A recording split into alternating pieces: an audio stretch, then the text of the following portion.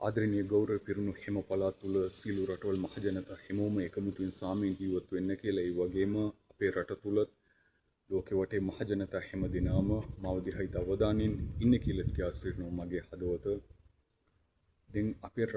දැන් අපේ රට තුළ සියලු පක්ෂ මහජනතා හැමෝටම දෙනුවත් කරන කොහොමද? કોઈ පක්ෂයවත් අත්කල්ලට නෙමෙයි කියන්නේ. මට ස්ථිර පක්ෂයක් නැති හින්දා පොදුවෙන් දෙනුවත් කරනවා කියලා පැහැදිලි කරනවා.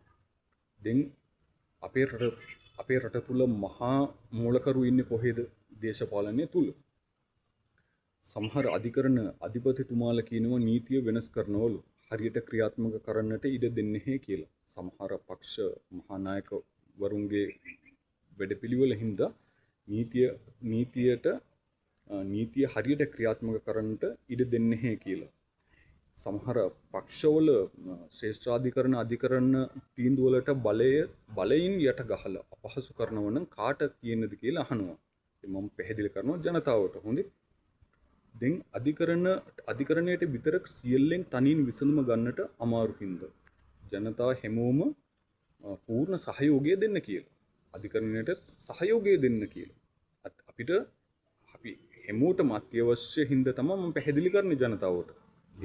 ඒ නිසා ඒ කියන්නේ දවස් ගානකට කලින් පැහැදිලි කරේ අධික බලය තියෙන්නේ කාටද? සියලු පක්ෂය තුල මහජනතාවට කියලා. දවස් ගානකට කලින් මම පැහැදිලි කරා. දේශපාලන අධිකරණයට නෙමෙයි කියලා. දැන් අපේ රටේ සියලු පක්ෂ මහජනතාවට දෙනුවත් කරන මගේ හදවත දැන් සමහර එක පක්ෂයේ නීතිය කඩාකප්පල් කරනවා නම් ඒගොල්ලන්ගේ තනි කෙමත්තට මහජනතාවට සියලු මාර්ගයෙන් පීඩාවට පත් කරනවා නම් ඒ කියන්නේ වෙච්ච වැරදි වැඩපිළිවෙල ගැන ගොඩාක් කියන්න පුළුවන්. සමහර පක්ෂය තුල වෙච්ච වැරදි වැඩපිළිවෙල ගැන කියාගෙනම යන්න පුළුවන්. මම පැහැදිලි කරන්නේ අනිත් සියලු පක්ෂ මහජනතා හැමෝම එකමුතුවෙන් ජීවත් වෙන්න කියලා. සමහර එක පක්ෂය දඟලනවා නම් ඒගොල්ලන්ගේ කැමැත්තට ජනතාව රවට්ටලා පාගල වට්ටලා එහෙම දඟලනවා නම් අනිත් පක්ෂ හැමෝම මට දැන් තනි නිසා මං පොදුවෙන් දෙනුවත් කරනවා. කොහොමද කවුරු පක්ෂයපත් වුණොත් රට පොලිටියට හදනවන සතුටුයි. මං පොදුවෙන් දෙනුවත් කරන මේ සමහර එක පක්ෂ ජනතාව අපහසු කරලා ඒ කියන්නේ ජනතාවගේ වැඩවල් වල ඉෂ්ට කරලා දෙන්නේ නැතුව ඉතින් එහෙම අපහසුයෙන් ඒගොල්ලන්ගේ කැමැත්තට දඟලනවා නම් අනිත් සියලු පක්ෂ හැමෝම එකතු වෙන්න කියලා තමයි මම පැහැදිලි කරන්නේ.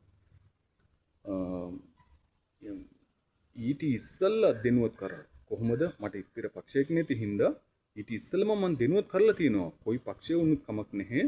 බලයටපත් වුණු සතුටුයි. ජනතාවට පොරොන්දු වුණ දේවල් ඉෂ්ට කරලා දෙනවන සතුටුයි. නිතිබෙරි අහිංසක මහජනතාවගේ බඩගිනි වල කඳුළු වල නිවනවන සතුටුයි කියලා.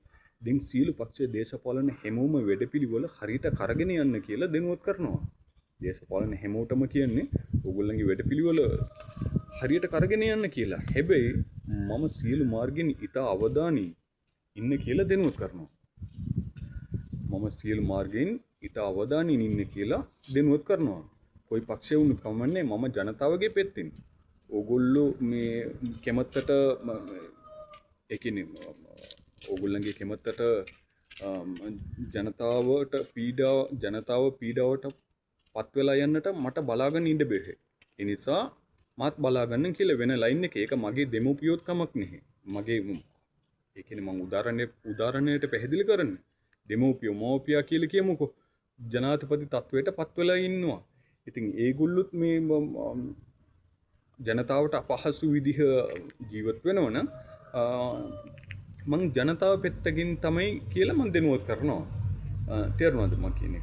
ජනතාව ඒක දැනගන්න කියලා.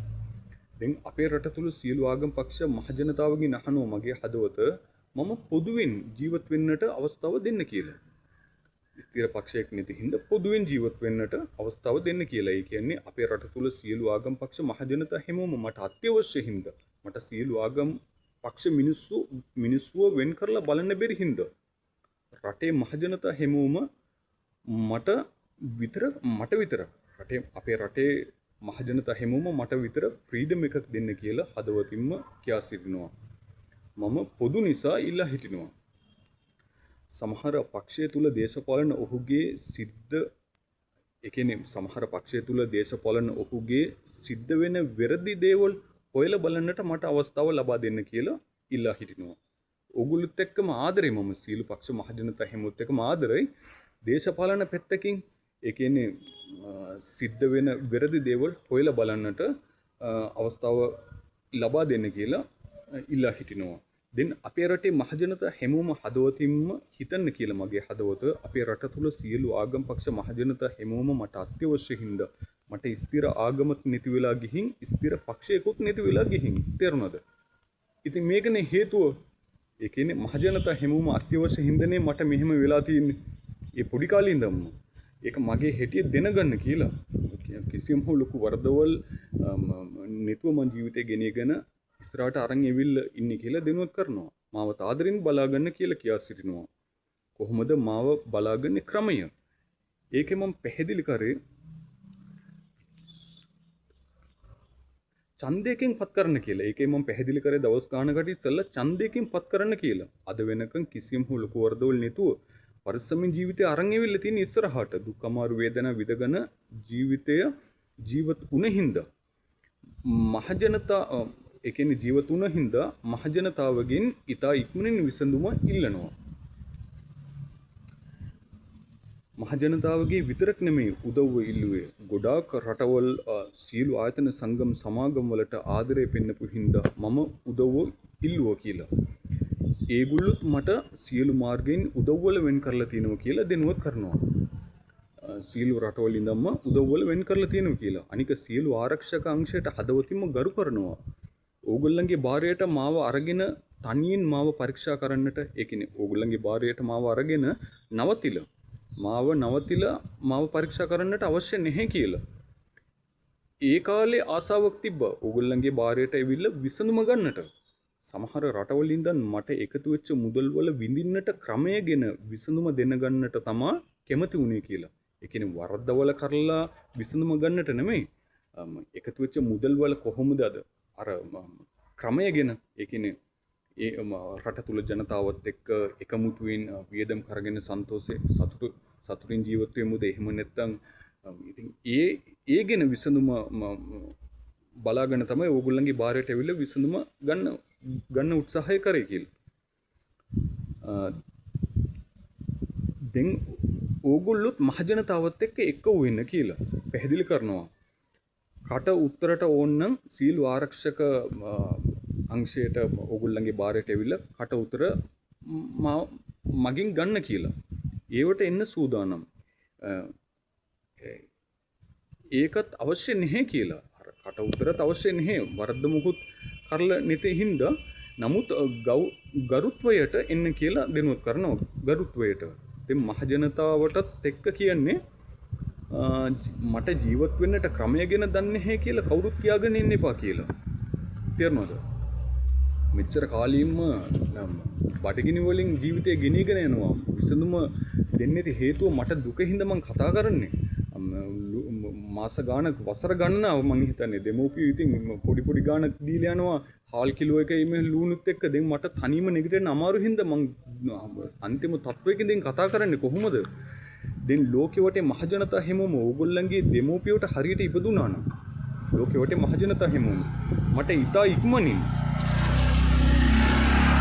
ඉතා ඉක්මනින් විසඳුම දෙන්න කියලා ජනතාවට බැන්ලා මගේ වැඩපිළිවෙල කරගන්නට අවශ්‍ය නැහැ අයිතියකුත් නැහැ කියලා. අද වෙනකන් වසර 37ක්ම දුක් විඳපු නිසා අනිත් වසර 37ක්ම මාව සතුටු කරන්න කියලා. ඕගොල්ලන්ගේ දෙමෝපියෝට හරියට ඉපදුනා නම් මාව සතුටු කරන්න කියලා. එකතු වෙච්ච මුදල් වල හරි එහෙම නැත්නම් බැංකු වලට හරි ඒ කියන්නේ පණිවිඩය දෙන්න කියලා. මගේ ගේ ඔප්පු හරි තියලා මට ණය ටිකක් ඒ කියන්නේ රස්සාව පටන් ගන්න මම ජීවත් වෙන්නට මටත් මේ දුක හින්දානේ මම කතා කරන්නේ. මට බනින්න බෑනේ බෙන්නුත් එහෙම ඕගොල්ලෝ හැමෝම එකතු වෙලා මාව නැති කරලා දායි. ඒ නිසා මම පැහැදිලි කරනවා බැංකුවට පණිවිඩය දෙන්න කියලා ණයට ගන්න මුදල්. ඔප්පු හරි උගස් තියලා. ඉතින් මාව ආදරෙන් බලාගන්න කියලා ඉල්ලා හිටියම මගේ හදවත හරි මම අවසන් කරනවා. හරි.